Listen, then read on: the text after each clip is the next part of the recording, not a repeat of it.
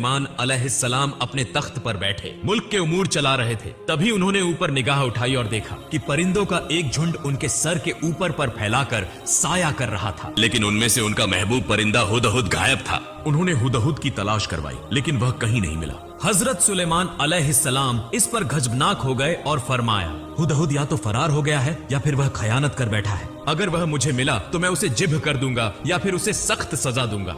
यह कहकर उन्होंने एकाब नामी एक जिन्न को हुदहुद की तलाश में रवाना किया। एकाब तेजी से सफर करने लगा। कुछ दूरी तय करने के बाद उसकी मुलाकात हुदहुद से हुई।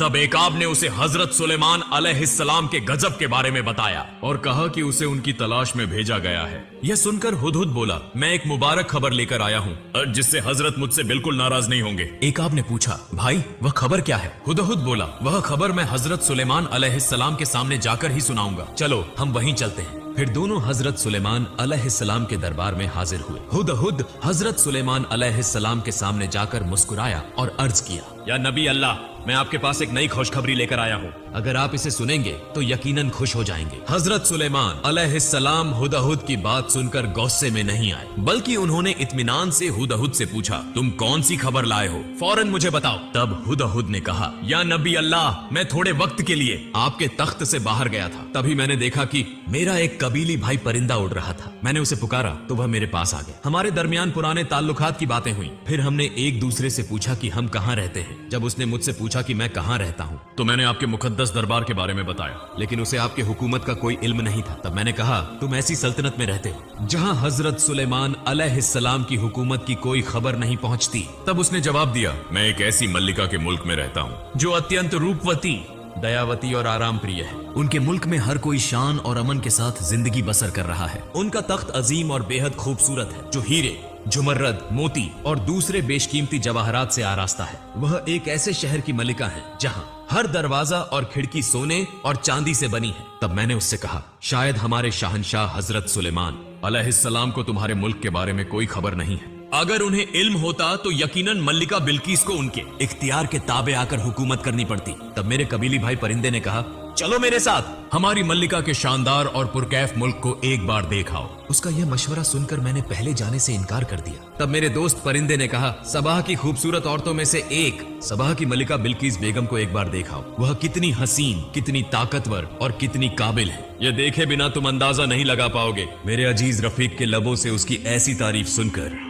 मैं उसे देखने के लिए रवाना हो गया। तवील सफर के बाद मैं सबा सल्तनत की दारुल हुकूमत पहुंचा। वहां जाकर मैंने शाही महल की एक दीवार पर बैठकर नजारा किया। तब मैंने मल्लिका बिल्किस बेगम को देखा। वह बेहिसाब हुस्न की मालिक थी। वह कुंवारी थी और एक अजीम बेशकीमती तख्त पर जलवा अफरोज थी। उनका हुस्न देखकर मैं हैरत में डूब गया। फिर मैंने अल्लाह ताला से यह दुआ करना शुरू कर दिया कि शाहनशाह हजरत सुलेमान अलैहिस्सलाम उन्हें अपनी अहलिया बना ले। मैंने अर्ज किया, या शाहनशाह, अब मुझे मेरा इनाम अता करें। मैं ऐसा इनाम चाहता हूँ जो मेरी नस्ल के लिए इज्जत व शराफत की अलामत बनकर रहे। हजरत सुलेमान अलैहिस्सलाम ने हुदहुद की बात सुनकर फरमाया, अगर जो तुम कह रहे हो वह हक है तो बेशक तुम्हें इसका इनाम मिलेगा, लेकिन इससे पहले मैं यह तस्दीक करूंगा कि तुम सच्चे हो या झूठे। अगर तुम अपनी खबर में सच्चे हो तो मैं अल्लाह रब्बुल इज्जत से दुआ करूंगा कि तुम्हारे सर पर एक यादगार ताज रखा जाए, लेकिन अगर तुम झूठे साबित हुए तो यकीनन मैं तुम्हें सजा दूंगा। तब हुदहुद बोला, या नबी अल्लाह, आपके सामने झूठ बोलने की हिम्मत मुझ में नहीं है। मैंने जो कुछ भी अर्ज किया है वह सब हकीकत है। हकीकत में यह वाकया इससे भी ज्यादा दिलचस्प और तफसीलात से भरा है, लेकिन मेरे छोटे से लबों से मल्लिका बिल्किस के हुस्न और गी, उसकी अजीम सल्तनत का मुकम्मल बयान देना मुमकिन नहीं है। लेकिन या नबी अल्लाह, एक बात है जो अफसोसनाक है, और वह यह कि मल्लिका बिल्किस और उसकी पूरी रियाया आफताब की इबादत करती है। यह देखकर मुझे बेइंतहा अफसोस हुआ। हजरत सुलेमान अलैहिस्सलाम ने हुदहुद की यह बात सुनकर पूछा, क्या तुमने उन्हें सूरज की इबादत करते हुए देखा है? हुदहुद बोला, जी हाँ, मैंने अपनी आंखों से देखा है। वे सब सूरज की इबादत कर रहे थे। या नबी अल्लाह, शैतान ने उन्हें गुमराह कर दिया है, जिसके सबब उन्होंने अल्लाह ताला के बताए हुए हक रास्ते को छोड़कर आफताब की इबादत को अपना लिया है और वह हिदायत से बहुत दूर हो गए हैं। हजरत सुलेमान अलैहिस्सलाम ने हुदहुद की यह बात सुनकर फरमाया, या हुदहुद, मैं चाहता हूँ कि तुम्हें एक खुसूसी सफीर बनाकर अपना खत मल्लिका बिल्किस के पास भेजूं। तुम इसे खुद वहाँ पहुँचाओगे और मैं देखना चाहता हूँ कि मल्लिका बिल्किस इस खत का क्या जवाब देती है। हुदहुद बोला, या नबी अल्लाह, तो मेहरबानी करके खत लिख दीजिए, मैं फौरन इसे मल्लिका बिल्किस तक पहुँचा दूंगा। तब हजरत सुलेमान अलैहिस्सलाम ने खत तहरीर करना शुरू किया। उन्होंने खत इस तरह लिखा,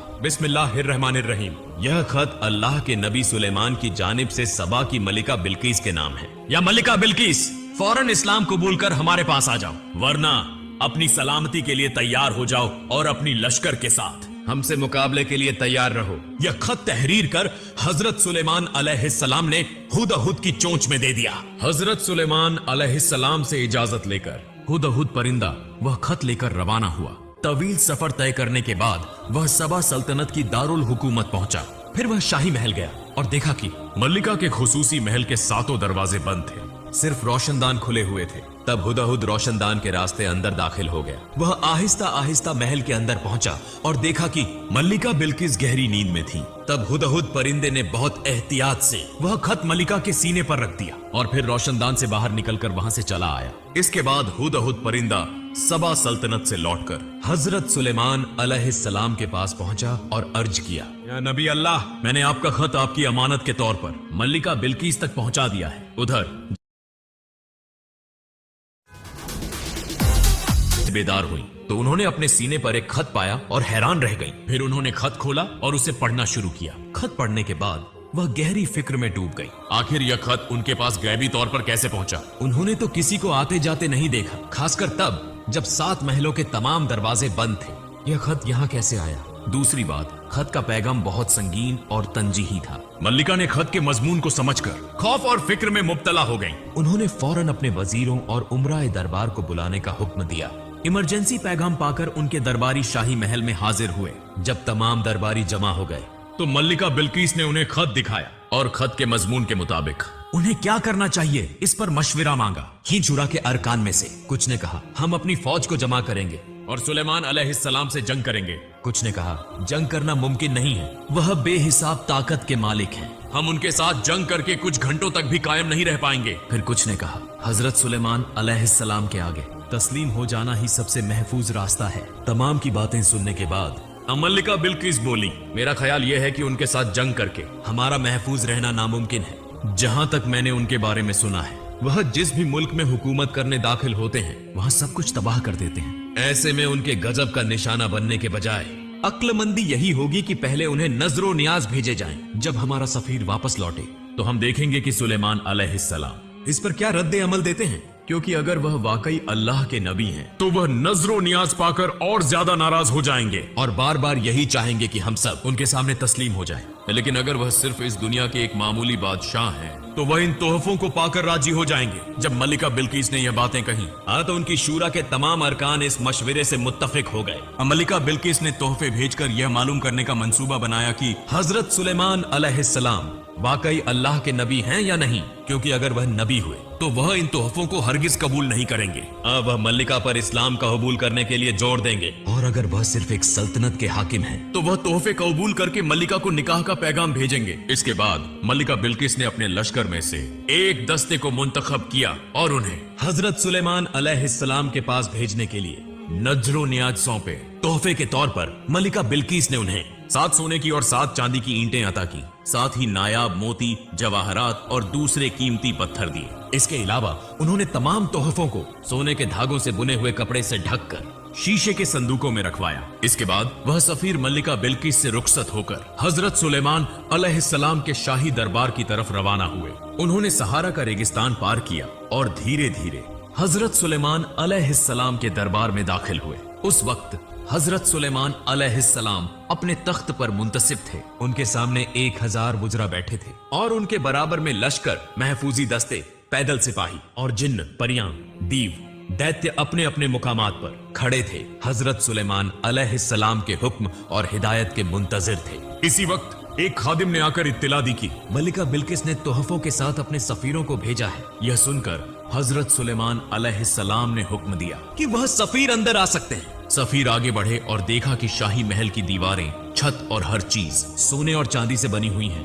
इसके अलावा तख्त के चारों तरफ कीमती पत्थरों से शानदार नक्काशी की गई थी। शाही महल की इस अजीमुशान फनकारी को देखकर उन सफीरों को अपने लाए हुए तोहफे इंतहाई मामूली लगे, जिससे वह बहुत शर्मिंदा हो गए और वह इतने शर्मसार हुए कि आगे बढ़ने में हिचकिचाने लगे। ठीक उसी वक्त हुदहुद परिंदे ने उन्हें हौसला दिया और हजरत सुलेमान अलैहिस्सलाम के सामने आगे बढ़ने का इशारा किया। इसके बाद वह हजरत सुलेमान अलैहिस्सलाम के पास पहुंचे, उन्हें मुनासिब अदब पेश किया और उनके सामने तोहफे रखे। हजरत सुलेमान अलैहिस्सलाम ने इन तोहफों को देखकर फरमाया, क्या तुम मुझे इन तोहफों से राजी करना चाहते हो? मेरे अल्लाह ने मुझे इससे कहीं ज्यादा अता फरमाया है। इन तोहफों को वापस ले जाओ और अपनी मल्लिका से कहो कि अगर उसने इस्लाम कबूल करने से इनकार किया तो मैं अपनी फौज के साथ हमला करूंगा, जिससे उसकी पूरी सल्तनत तबाह हो जाएगी और वह सब अपने तख्त से महरूम हो जाएंगे। इसके बाद सफीर हजरत सुलेमान अलैहिस्सलाम के शाही दरबार से रुखसत होकर धीरे धीरे मल्लिका बिल्किस के शाही दरबार की जानिब लौटने लगे। मल्लिका बिल्किस के पास पहुंचकर सफीरों ने हजरत सुलेमान अलैहिस्सलाम की तमाम तशरीहात बयान की और उनके शाही दरबार की शान और शौकत और अजमत का तफसील से जिक्र किया। तब मल्लिका बिल्किस ने कहा, वह मुझसे कहीं बड़े सुल्तान हैं और निहायत कुदरत वाले भी। उनसे जंग करना मेरे और मेरी सल्तनत के लिए नामुमकिन है, लेकिन हजरत सुलेमान अलैहिस्सलाम पर ईमान लाना मुनासिब नहीं होगा, बल्कि पहले यह देखना जरूरी है कि क्या वह वाकई अल्लाह के नबी हैं। इसके लिए हमें उनकी तरफ से कुछ मौजिजात देखने चाहिए। यह सोचकर उन्होंने अपने बुजरा से कहा, मैं उनकी आजमाइश लेने के लिए दोबारा कुछ खास चीजें भेजना चाहती हूँ। मल्लिका बिल्किस की इस बात से तमाम बुजरा मुत्तफिक हो गए। इसके बाद मल्लिका ने कुछ गुलाम और लौंडियों को एक जैसे लिबास पहनाए, कुछ बेशिगाफ याकूत नगीनों को एक संदूक में रखवाया, कुछ तेज और कुछ सुस्त अश्व घोड़े भेजने का इंतजाम किया और आखिर में एक खाली शीशा दिया। इसके बाद उन्होंने सफीरों से कहा, पहले हजरत सुलेमान अलैहिस्सलाम से कहो कि वह इन गुलामों और लौंडियों को अलग अलग पहचान कर दिखाएं, फिर बगैर किसी फौलादी या दूसरे आलात के इस्तेमाल के, और याकूत में शिगाफ सुराख उगकर दिखाएं। तीसरे, तेज और सुस्त अश्व को अलग अलग कर दें और आखिर में इस खाली शीशे में ऐसा आब पानी भर कर दें जो न आसमान से बरसता हो और न जमीन से निकलता हो। जब मल्लिका बिल्किस की तमाम शराइत तय हो गई तो उनके सफीर उन तमाम चीजों को लेकर हजरत सुलेमान अलैहिस्सलाम के शाही दरबार की तरफ रवाना हुए। वह सहरा के रेगिस्तान को पार करते हुए धीरे धीरे हजरत सुलेमान अलैहिस्सलाम के शाही दरबार में दाखिल हुए और तमाम तोहफे पेश किए। इसके बाद सफीरों ने मल्लिका बिल्किस के तमाम इम्तिहानी शराइत हजरत सुलेमान अलैहिस्सलाम के सामने रखी। हजरत सुलेमान अलैहिस्सलाम ने सबसे पहले तमाम गुलामों और लौंडियों को हुक्म दिया कि वह जाकर वुजू करें। तब मर्दों ने सिर्फ अपनी उंगलियां धोई जबकि औरतों ने अपनी कलाइयां तक धोई। इसी दौरान हजरत सुलेमान अलैहिस्सलाम ने फरमा दिया, जिन्होंने सिर्फ उंगलियां धोई हैं वह मर्द हैं और जिन्होंने कलाइयों तक धो लिया है वह औरतें हैं। और इसके बाद याकूत को जमीन पर रख दिया गया और हजरत सुलेमान अलैहिस्सलाम ने एक खास किस्म के कीड़े को हुक्म दिया कि वह उन नगीनों में शिगाफ कर दे। तीसरे इम्तिहान में हजरत सुलेमान अलैहिस्सलाम ने अश्वों के सामने चना और घास रखवाई और देखा गया कि सुस्त अश्व जल्दी जल्दी चना खाने लगे जबकि तेज अश्व थोड़ी देर तवक्कुफ करने के बाद घास खाने लगे। तब हजरत सुलेमान अलैहिस्सलाम ने तेज और सुस्त अश्वों के बीच का फर्क वाज़ेह कर दिया। इसके बाद हजरत सुलेमान अलैहिस्सलाम ने उस खाली शीशे को लाने का हुक्म दिया। तब सफीरों ने वह खाली शीशा हजरत सुलेमान अलैहिस्सलाम की खिदमत में पेश किया। हजरत सुलेमान अलैहिस्सलाम ने फरमाया, मैं इस खाली शीशे का क्या करूं? तब दूतों ने कहा, इस बोतल में आप ऐसा पानी भरें जो न आसमान में पाया जाता है और न ही धरती पर। तब हजरत सुलेमान अलैहिस्सलाम ने एक घोड़ा मंगवाने का आदेश दिया। फिर एक घोड़ा लाया गया और हजरत सुलेमान अलैहिस्सलाम ने एक व्यक्ति को उस पर बैठाकर कहा, अत्यंत तेज गति से इसे दौड़ाओ। वह व्यक्ति घोड़े को तेजी से दौड़ाने लगा और काफी समय तक घुड़सवारी करने के बाद वापस हजरत सुलेमान अलैहिस्सलाम के पास लौटा। तेज दौड़ने के कारण वह घोड़ा पूरी तरह पसीने से भीग गया था। हजरत सुलेमान अलैहिस्सलाम ने उस घोड़े के पसीने को बोतल में भर लिया और कहा, यह वही पानी है जो न आसमान में पाया जाता है और न ही जमीन पर। भाई, रानी बिल्किस के भेजे गए सभी दूत हजरत सुलेमान अलैहिस्सलाम के इस चमत्कार और उनकी महान बुद्धिमत्ता को देखकर दंग रह गए। वे तुरंत हजरत सुलेमान अलैहिस्सलाम के दरबार से विदा लेकर रानी बिल्किस के दरबार की ओर रवाना हो गए। इसके बाद वे रानी बिल्किस के पास पहुंचे और हजरत सुलेमान अलैहिस्सलाम के सभी चमत्कारों और उनकी ज्ञान व हिकमत को विस्तार से बयान किया। दूतों से हजरत सुलेमान अलैहिस्सलाम के ज्ञान, हिकमत और चमत्कारों के बारे में सुनकर रानी बिल्किस तुरंत कह उठी, निश्चय ही मैं हजरत सुलेमान अलैहिस्सलाम के दरबार में जाऊंगी और उनके हाथ में हाथ देकर इस्लाम स्वीकार कर लूंगी।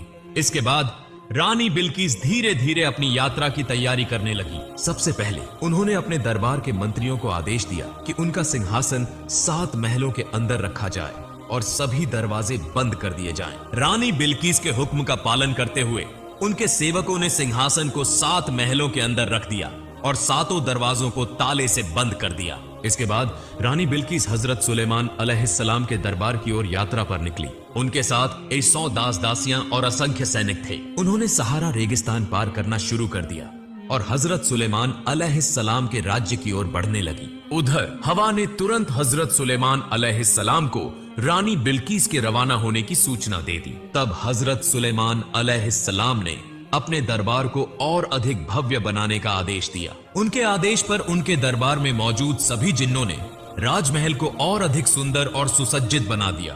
इससे पहले हजरत सुलेमान अलैहिस्सलाम के दरबार में कुछ जिन्न यह सूचना दे चुके थे कि रानी बिल्किस कोई साधारण मनुष्य नहीं बल्कि चीन जाति की एक प्रा आगे जाएगी। दूतों से हजरत सुलेमान अलैहिस्सलाम के ज्ञान, हिकमत और चमत्कारों के बारे में सुनकर रानी बिल्किस तुरंत कह उठी, निश्चय ही मैं हजरत सुलेमान अलैहिस्सलाम के दरबार में जाऊंगी और उनके हाथ में हाथ देकर इस्लाम स्वीकार कर लूंगी।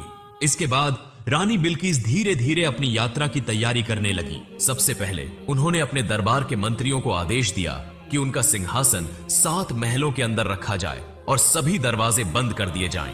रानी बिल्किस के हुक्म का पालन करते हुए उनके सेवकों ने सिंहासन को 7 महलों के अंदर रख दिया और 7 दरवाजों को ताले से बंद कर दिया। इसके बाद रानी बिल्किस हजरत सुलेमान अलैहिस्सलाम के दरबार की ओर यात्रा पर निकली। उनके साथ 100 दास दासियां और असंख्य सैनिक थे। उन्होंने सहारा रेगिस्तान पार करना शुरू कर दिया और हजरत सुलेमान अलैहिस्सलाम के राज्य की ओर बढ़ने लगी। उधर पवन हवा ने तुरंत हजरत सुलेमान अलैहिस्सलाम को रानी बिल्किस के रवाना होने की सूचना दे दी। तब हजरत सुलेमान अलैहिस्सलाम ने अपने दरबार को और अधिक भव्य बनाने का आदेश दिया। उनके आदेश पर उनके दरबार में मौजूद सभी जिन्नों ने राजमहल को और अधिक सुंदर और सुसज्जित बना दिया। इससे पहले हजरत सुलेमान अलैहिस्सलाम के दरबार में कुछ जिन्न यह सूचना दे चुके थे कि रानी बिल्किस कोई साधारण मनुष्य नहीं बल्कि जिन्न जाति की एक प्राणी है। उसके पैरों की एड़ियों से ऊपर तक घना बाल था और यही रानी के जिन्न होने का सबसे बड़ा प्रमाण था। इसके अलावा वह हवा जैसी हल्की थी और उसकी बुद्धिमत्ता भी बहुत कम थी। इन बातों की सूचना जिन्नों ने हजरत सुलेमान अलैहिस्सलाम को दी। हजरत सुलेमान अलैहिस्सलाम ने इन दोनों बातों की जांच करने के लिए अपने सिंहासन के सामने एक खुली नहर बनवाई जिसमें हमेशा पानी बहता रहता था। उन्होंने उस बहती हुई नहर के ऊपर एक विशाल पारदर्शी कांच दर्पण रख दिया जो आम दृष्टि से दिखाई नहीं देता था बल्कि केवल बहता हुआ पानी ही दिखता था। हजरत सुलेमान अलैहिस्सलाम ने इसी पारदर्शी कांच के ऊपर से रानी बिल्किस को लाने की व्यवस्था की। रानी बिल्किस के आगमन को लेकर हजरत सुलेमान अलैहिस्सलाम के दरबार में एक और समस्या उत्पन्न हो गई। रानी बिल्किस एक राज्य की शासक थी और जब वह हजरत सुलेमान अलैहिस्सलाम के दरबार में आएंगी तो उनके लिए एक सम्मानजनक सिंहासन की आवश्यकता होगी। लेकिन हजरत सुलेमान अलैहिस्सलाम के दरबार में उनके अपने सिंहासन के अलावा कोई और सिंहासन मौजूद नहीं था, इसलिए यह सभी के लिए चिंता का विषय बन गया। तब हजरत सुलेमान अलैहिस्सलाम ने कहा, हे जिन्न जाति, तुम में से कौन ऐसा है जो रानी बिल्किस का सिंहासन मेरे पास ला सकता है? हजरत सुलेमान अलैहिस्सलाम के आदेश पर जिन्न हाजिर हुए और बोले, हुजूर, आपके हुक्म से हम कुछ घंटों के भीतर रानी बिल्किस का सिंहासन यहाँ प्रस्तुत कर देंगे। हजरत सुलेमान अलैहिस्सलाम ने कहा, इतना समय देना संभव नहीं है क्योंकि रानी बिल्किस हमसे पहले यहाँ पहुँच सकती है।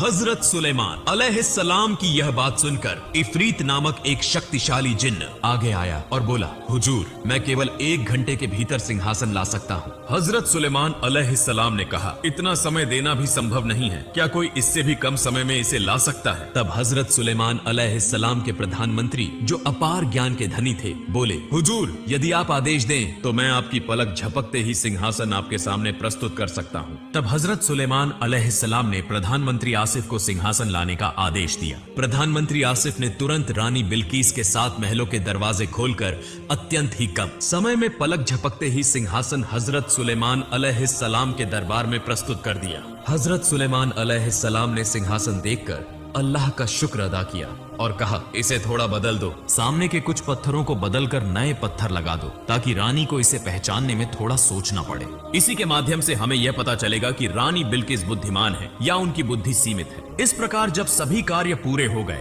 और राज दरबार पूरी तरह से सुसज्जित कर दिया गया, कुछ समय बाद हजरत सुलेमान अलैहिस्सलाम को रानी बिल्किस के आगमन का संदेश प्राप्त हुआ। हजरत सुलेमान अलैहिस्सलाम ने आदेश दिया कि रानी बिल्किस को राजमहल में लाया जाए और वे नगर की ओर देखने लगे। रानी बिल्किस जब नहर के पास पहुंची तो उन्होंने अपने वस्त्र का किनारा थोड़ा ऊपर उठाया और आगे बढ़ने लगी। इसके बाद उन्होंने एक सिक्का नहर में फेंका। सिक्का कांच की सतह पर गिरकर एक और खटकते हुए चला गया। तब रानी बिल्किस ने अपने उठाए हुए वस्त्र को छोड़ दिया और आगे बढ़ी। जब रानी ने वस्त्र उठाया तब हजरत सुलेमान अलैहिस्सलाम ने उनके पैरों की ओर देखा और पाया कि उनके पैरों पर कहीं भी बाल नहीं थे। हजरत सुलेमान अलैहिस्सलाम ने रानी बिल्किस की बुद्धिमत्ता देखकर समझ लिया कि जिन्नों ने उन पर झूठा आरोप लगाया था, इसलिए उनका विश्वास और आकर्षण रानी बिल्किस के प्रति और अधिक बढ़ गया। रानी बिल्किस जब हजरत सुलेमान अलैहिस्सलाम के सामने पहुंची तो उन्होंने सलाम किया और इस्लाम स्वीकार करने की इच्छा प्रकट की।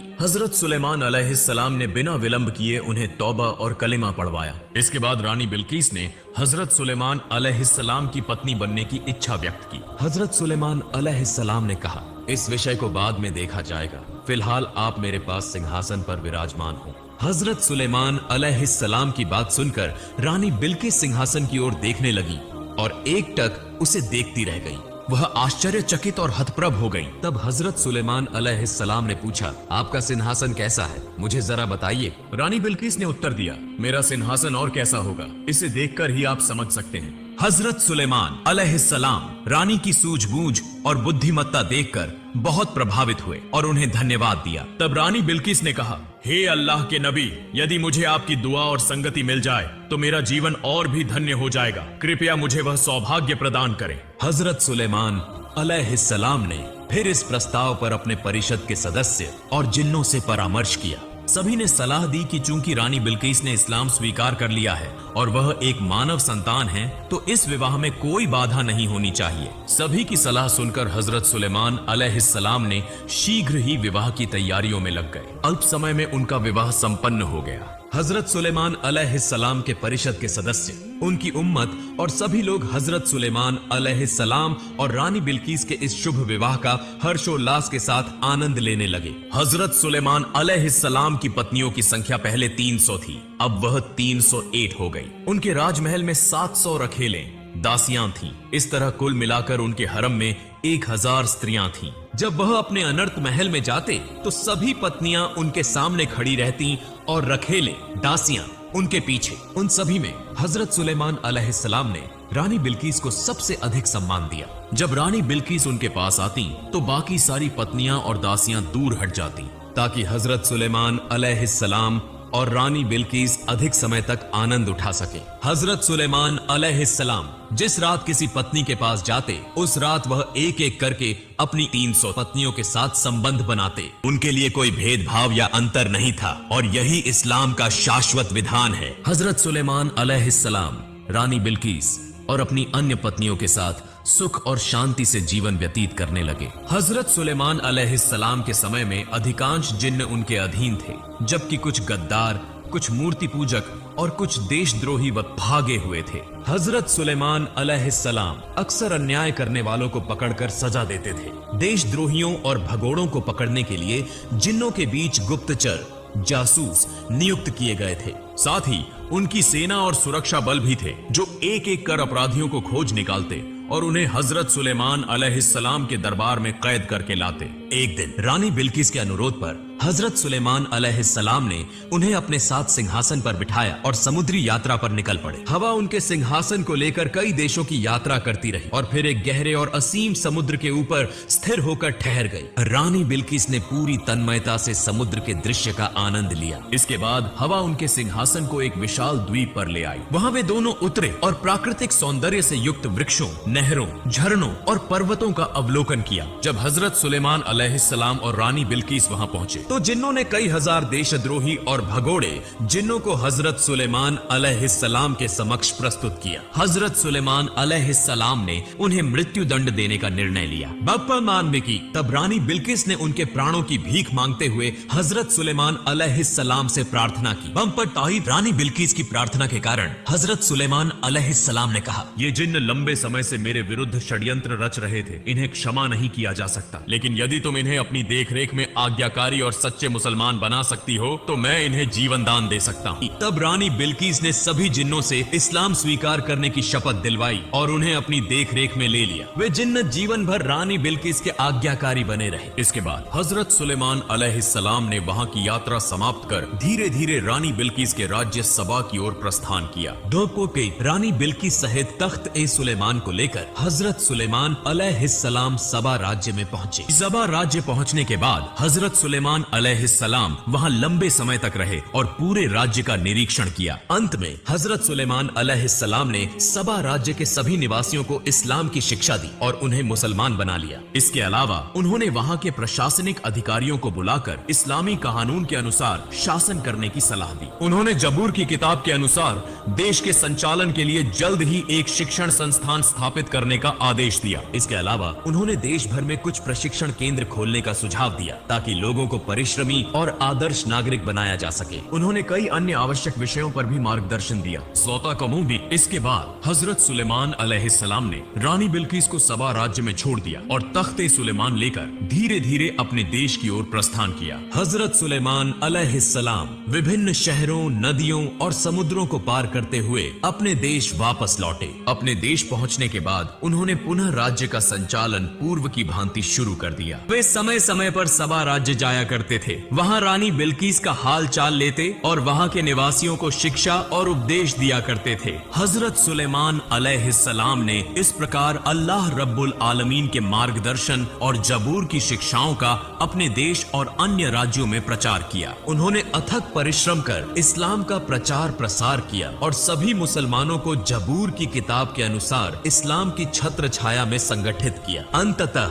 अल्लाह के नबी हजरत सुलेमान अलैहिस्सलाम ने अल्लाह पाक रब्बुल आलमीन के बुलावे को स्वीकार किया और इस दुनिया से विदा हो गए। प्रिय भाइयों और बहनों, आज की इस वीडियो को यहीं समाप्त करते हैं। आपको आज की वीडियो कैसी लगी कृपया कमेंट बॉक्स में जरूर बताइए। अगर वीडियो पसंद आई हो तो इसे शेयर करना न भूलें। फिर मिलेंगे किसी और वीडियो में। तब तक के लिए सब खुश रहें।